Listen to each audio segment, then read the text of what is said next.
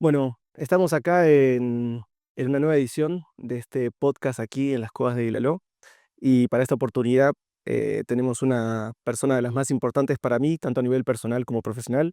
Estamos con Cristóbal Cobo, que para mí es realmente un lujo hacer esta primera temporada con vos, porque más allá de las cuestiones profesionales ya tenemos una relación de amistad y hemos compatibilizado muy bien nuestros conocimientos, ¿no? Tanto en arqueomusicología como en arqueoastronomía. Y estamos en una entrevista especial porque estamos con la presentación del nuevo libro de Cristóbal, que se llama Quito Solar, el cual para mí es un libro pilar, ¿no? Para entender los efectos lumínicos, para entender más de la arqueoastronomía de este lugar que es el Quito, ¿no? Que es la capital del Ecuador, pero que es un Quito milenario, ¿no? Es un Quito ancestral, y creo que este libro lo que nos está mostrando son las raíces profundas que tiene este territorio, este patrimonio de la humanidad, que es el Centro Histórico de Quito. Cristóbal es un arqueoastrónomo que lleva más de 30 años investigando todos los efectos lumínicos que pasan en estas iglesias, ¿no? En estos lugares de rendir culto al cristianismo, pero que vamos a ir viendo en esta entrevista, las raíces profundas que tiene este culto, ¿no? Solar que pasa aquí en este territorio. Muchas gracias, Esteban. Aprovecho el momento para saludarte, estrecharte la mano, agradecer por tus palabras, saludar a todas las personas que están escuchando, que nos están viendo este momento. Sí, para mí es un tributo a las culturas ancestrales que se asentaron en esta región por miles de años, porque para poder entender el desarrollo de una sociedad determinada hay que entenderle desde su conexión con su paisaje circundante, con su geografía sagrada, con su espacio, con el cosmos, con su paisaje celeste, porque era la manera como estas culturas manejaron el tiempo y el espacio. Y eventualmente para poder entender los asentamientos coloniales históricos, como en este caso Quito, el primer patrimonio cultural de la humanidad, no hay como entenderlo solamente desde la lectura colonizadora, hispánica, del arte religioso, de la arquitectura religiosa. Para poder entenderle a esta ciudad, hay que entenderle a Quito dentro de su nicho geográfico. La relación con los apus, que eran los dioses tutelares de las montañas, en este caso las prominencias montañosas circundantes de los Andes ecuatoriales, y ese espacio celeste casi perfecto que nosotros tenemos en la línea ecuatorial, que tiene una mecánica simétrica, perpendicular, y eso nos ayuda a entender de una manera más acercada a la naturaleza, a la ciudad, y entender desde sus primeros pasos de una cuenta milenaria hasta las poblaciones actuales, las poblaciones urbanas. Entonces, lo que vemos aquí es el libro Quito Solar, que más que un libro es parte de un proyecto que queremos compartir con la comunidad esa visión de Quito con su contexto natural. Y es parte de un estudio muy largo que lo he llevado alrededor de 27 años, pero todavía me tocará unos 2 o 3 años más el completar los estudios que arrancan prácticamente desde el estudio del análisis de la historia agrícola de la ciudad. ¿Por qué la agricultura? La agricultura tenía que desarrollarse con la medición del tiempo y el espacio. ¿Cuándo sembrar? ¿Cuándo cosechar? La época húmeda, la época seca, las estaciones. Entonces, las evidencias que nosotros tenemos de las tecnologías agrícolas prehispánicas en la ciudad de Quito no solamente nos ayudan a entender ese dominio del espacio y tiempo, sino también a estimar la densidad poblacional que existió en esta ciudad por la capacidad de producción calórica, los alimentos. Entonces, eso nos ayuda a entender desde otra lectura, ¿no? Ya lejos de esa lectura mítica de la ciudad, que fue un pequeño mercado, un tiangués, donde diferentes comunidades de la Amazonía, de la costa, iban a intercambiar sus productos. No, esto nos debe a entender a Quito dentro de un desarrollo rural y urbano milenario. Entonces, serán 2 o 3 años para realmente el compendio completo, Actualmente estamos publicando este libro que más que un libro es un libro guía y es inédito porque es un flipbook. Es un sistema, no sé si es que alguna vez de niño tú dibujaste en los cuadernos página por página haciendo una animación, entonces ibas viendo la animación, pues de eso se trata el libro, ¿no? Entonces tú puedes pasar las páginas y puedes ver 5 efectos lumínicos en un lado y en el otro lado 5 efectos lumínicos, ¿no?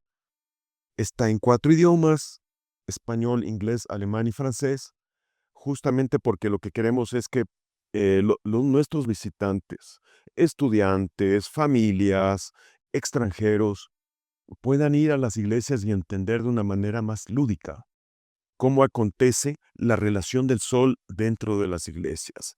Hasta el momento hemos descubierto 90 efectos lumínicos, 10 de los cuales acontecen de manera simultánea en las iglesias. Y eso no pasa en ninguna otra parte del mundo. Claro. Es interesante lo que contás. Bueno, primero principal que está en varios idiomas, porque este juego lumínico no solamente pasa en el centro histórico de Quito, sino que, por lo que entiendo haber leído tus investigaciones, es un conocimiento de la humanidad, ¿no? Solsticios, equinoccios, el movimiento del sol, y no solamente el centro histórico de Quito, sino también me has contado que has estado trabajando en España, incluso en Colombia, en otros países, donde también acontecen fenómenos similares. Entonces, lo interesante es, primero y principal, ¿por qué Quito? ¿No? O sea, porque obviamente sos ecuatoriano, pero bueno, el centro histórico de Quito tiene algo especial. Como vos nombrabas, no solamente era un mercado de intercambio, sino que el trazado de las calles y donde hoy viven millones de personas, quizás estamos en un momento de némesis, de un olvido, y nos olvidamos realmente de que esta ciudad, este patrimonio histórico, está puesto todos los lugares por alguna razón específica. Entonces, contanos un poquito acerca, bueno, si conoces el significado de la palabra Quito, qué significa, y bueno, contanos un poco más qué pasa en ese centro histórico y por qué has dedicado casi más de 27, 30 años de tu vida a centrarte específicamente en esta región tan importante que es el centro histórico de Quito. Sí, bueno, te comento que hay muchas especulaciones sobre el nombre de Quito. Para algunos significa de pequeño pájaro, una tórtola, para otros viene del mito de Quitumbe, para otros tienen otros significados. Pero hace alrededor de unos 30 años conocí a un poné, que es un sabio chamán sáchila de Santo Domingo de los Sáchilas, al occidente de la región, hacia la costa, y yo le pregunté, ¿qué significa mitad? Me dijo Quetzá, y to, mundo. Quitzato, mitad del mundo. Y ahí comencé a entender la relación posiblemente toponímica que puede tener la palabra Quito como mitad del mundo, ¿no? Es algo hipotético lo que te estoy comentando, pero es el significado que más se acerca al contexto regional, a una interpretación geográfica de esta región. Quito, la mitad del mundo. Quizá, mitad, todo mundo. Quitzato, mitad del mundo. ¿Por qué esta región en especial? Hay que tener en consideración dos antecedentes importantes y claros. Primero, solo y únicamente en la línea ecuatorial, esta región, nosotros podemos observar absolutamente todas las estrellas. Si te vas al sur, no ves estrellas del norte. Si te vas al norte, no ves estrellas del sur. Solamente en la línea ecuatorial puedes observar absolutamente todas las estrellas, el 100%. Pero hay algo adicional en esta región, que solamente en esta región, alrededor de la línea ecuatorial en el mundo, la línea ecuatorial pasa por 16 países, solamente en esta región nosotros tenemos los Andes, montañas, los Andes orientales para ver las salidas del sol con puntos de referencia en las montañas y los Andes occidentales para ver las caídas del sol. Entonces se vuelve en el valle perfecto para poder observar y medir los movimientos de los astros, el Sol, la Luna, los planetas, las estrellas. Entonces esto evidentemente facilitó para que en muchas épocas a lo largo de nuestra historia acontezcan diferentes eventos, de los cuales los más importantes, retrocediendo la historia, es por ejemplo la selección de nuestro nombre. Ecuador se selecciona en un equinoccio de septiembre de 1830. Se constituye el Estado del Ecuador, un equinoccio, porque dentro de esa sociedad había se comulgaba con la ciencia, porque esta región gozó de la visita de Humboldt y de las misiones geodésicas francesas del siglo XVIII, quienes motivaron este nombre Ecuador. que significa igualador, es el sitio del balance. Estas misiones escogieron esta región por las prominencias montañosas, por puntos específicos del horizonte para medir un grado de meridiano, comprobar la verdadera forma del mundo. Es una discusión del siglo XVIII en Europa. Pero anterior vienen los incas. Los incas ya describen las observaciones de los equinoccios por medio de Garcilaso de la Vega, quien describe cómo medían con cuerdas y columnas las sombras de los equinoccios. Pero antes de los incas existió una cultura muy antigua, la cultura Quitucaranqui, que nos dejó las evidencias arqueológicas a lo largo de la región, lo cual nosotros hemos sujetado a diferentes mediciones, cálculos, y nos ayuda a entender ese conocimiento astronómico, ¿no? Entonces, esos antecedentes nos han llevado a la ciudad de Quito, donde hemos encontrado, como tú me preguntabas, la traza urbana de la ciudad. Las calles no obedece un damero, como nos cuenta la historia española. Lo que nosotros vemos es una estera, es una manta, es un tejido elaborado por el sol, con las agujetas de la antisana y del pichincha, que fue cosiendo esa trama urbana, esa urdimbre que constituye un tejido solar que es la ciudad de Quito. Es una traza urbana tejida por el sol. Muchas de estas iglesias fueron construidas, reconstruidas, acontecieron diferentes terremotos. Entonces, básicamente nosotros necesitamos investigar los ejes longitudinales de los cruceros de las iglesias, eh, para poder hacer mediciones con tecnología satelital, programas espaciales y sistemas de información geográfica, con lo cual nosotros desarrollamos modelos predictivos. Esos modelos predictivos nos proveen de las fechas, las horas, y lo único que nosotros vamos es a documentar cómo acontecen efectos lumínicos. ¿Qué pasa? Que cuando el sol llega a una fecha determinada y una hora determinada en un punto geográfico específico, la luz del sol entra por las cupulinas de las iglesias e iluminan las partes más importantes de los altares, sean estas pinturas, sean esculturas, diferentes objetos, que a lo largo de la historia podían haber sido cambiados, de pinturas, esculturas, daos la vuelta, qué sé yo. A nosotros lo que nos interesa en este tipo de investigación es la data matemática que está relacionado con los alineamientos astronómicos, que no pueden ser un grado más, un grado menos, tienen que ser precisos. Entonces tú puedes tener un cuadro ahora que hace 2 siglos estuvo con otro cuadro y después de 50 años podrían poner otro cuadro. A nosotros nos interesa esa línea de luz, porque esa línea de luz nos provee de la data matemática que nos interesa dentro de este tipo de estudios. Hay una iglesia que siempre me llamó la atención, las primeras veces que llegué al centro histórico de Quito, que es la Compañía de Jesús, esta iglesia tan importante, ¿no? En el centro histórico por todo su ornamento y todo lo que tiene, pero hay un cuadro, ¿no? En especial, que es donde están un poco los pecados capitales. Bueno, es un cuadro bastante especial, que sé que hay un efecto lumínico, y me parece interesante que nos puedas explicar un poquito, porque pienso que la mayoría de la gente que fue al centro histórico ha entrado a la Compañía de Jesús y ha visto este cuadro, y cuando empecé a ver los efectos lumínicos del cuadro, me pareció interesante un poco también cómo se juega, no solamente lo que vos hablas del movimiento del sol, sino también qué pusieron, ¿no? Para qué ilumina. O sea, hay un mensaje también en las iglesias en relación a esta iluminación del sol que es un poco lúdico, pero también místico, ¿no? Tiene como muchas relaciones. Sí, bueno, posiblemente es la evidencia más importante dentro de nuestros estudios porque nos da una data matemática en par, porque no es un cuadro, son dos cuadros.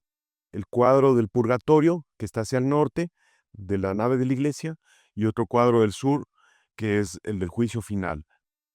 Este se ilumina a la 1:30 de la tarde, en el solsticio de diciembre, cuando el sol comienza a su tránsito descendente, o sea, ya entró la tarde, y a las 11:30 de la mañana, el solsticio de junio, cuando el sol todavía está subiendo.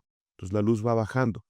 Pero este cuadro del purgatorio, la luz va subiendo, iluminando a los pecadores, y en la parte más alta del cuadro está el diablo sobre un dragón alado, y la luz va subiendo y termina en su boca, porque él representa al Señor de las tinieblas, de la oscuridad, del mal. Entonces él se come la luz, ¿no? Entonces vemos que la luz termina en su boca. 6 meses después, en cambio, la luz sube en el solsticio la luz baja en el solsticio de junio. En el cuadro de juicio final sale al lado de un Cristo crucificado de la pintura y va señalando unas palabras. La luz va señalando perfectamente las palabras, que dice: levantaos muertos, venid a juicio. Por eso del juicio final. Ilumina a Santa Marenita de Jesús. Un jesuita le está salvando de la oscuridad, del purgatorio. Un indígena se está levantando hacia la luz. Y abajo parece que es el rostro de Carlos III, quien fue el que expulsó a los jesuitas. Entonces, en los dos efectos lumínicos podemos ver dos historias que pueden ser interpretadas inclusive para un analfabeto. Recordemos que los indígenas no tenían la posibilidad de aprender a leer y escribir, pero sí podían ver las imágenes. Entonces había una historia que se contaba con la luz del sol. Y ahí vuelvo a lo que mencionaba hace un dato. Esos cuadros fueron reemplazados por otros, más antiguos, que posiblemente desaparecieron. Pero, vuelvo a repetir, a nosotros lo que nos interesa es esa proyección de la luz para sujetar las mediciones. Entonces, ¿cómo funciona la luz dentro de las iglesias? Miren, atrás del libro tenemos un reloj solar. La luz va a entrar por este hoyo, imaginemos que sea la cúpula, la cupulina, le puedes proyectar acá arriba con la linterna. Entonces, la luz va, ¿cómo va? La mañana y la tarde, ¿no? Así, mira. La mañana va 6, 7, 8, 9, 10, 11, 12. Y la tarde, 12, 1, 2, 3, 4, 5, 6 de la tarde. Aquí están las instrucciones. Entonces va acompañado de un reloj solar también al último. El libro va a estar disponible en el Museo Solar. Les esperamos, están cordialmente invitados. Y también para el mes de abril ya va a estar dentro de las librerías, sobre todo en Mr. Books y eventualmente en otras librerías también. Entonces está a las órdenes. Espero pues que disfruten de esta propuesta que es inédita en la historia y que esperen también en los continuos trabajos que vamos a seguir publicando. Muchas gracias, Esteban, por tu invitación y estoy para servirles. Es un gusto realmente tenerte acá. Y bueno, para mí es un honor que estemos casi presentando, casi en su debut el libro. Los invito a descubrir este pasado milenario de Quito que tenemos que conocer, no solamente como ecuatorianos, sino también como personas del mundo, entender este juego de luces y sombras que tantos mensajes nos traen para volver a descubrir un pasado que tenemos que volver a meternos, ¿no? Empezar a entender que hay tanta memoria en este centro histórico, hay tanta memoria en la humanidad. Así que bueno, para mí no hay nada más especial que poder vivir en persona cómo se desarrollan todos estos conocimientos. Así que bueno, los invitamos a que adquieran acá el libro Quito Solar y los dejamos ahí atentos para las próximas entrevistas que vamos a estar haciendo en estos próximos meses. Muchas gracias y como siempre, Cristóbal, un lujazo tenerte acá. Muchas gracias por todo.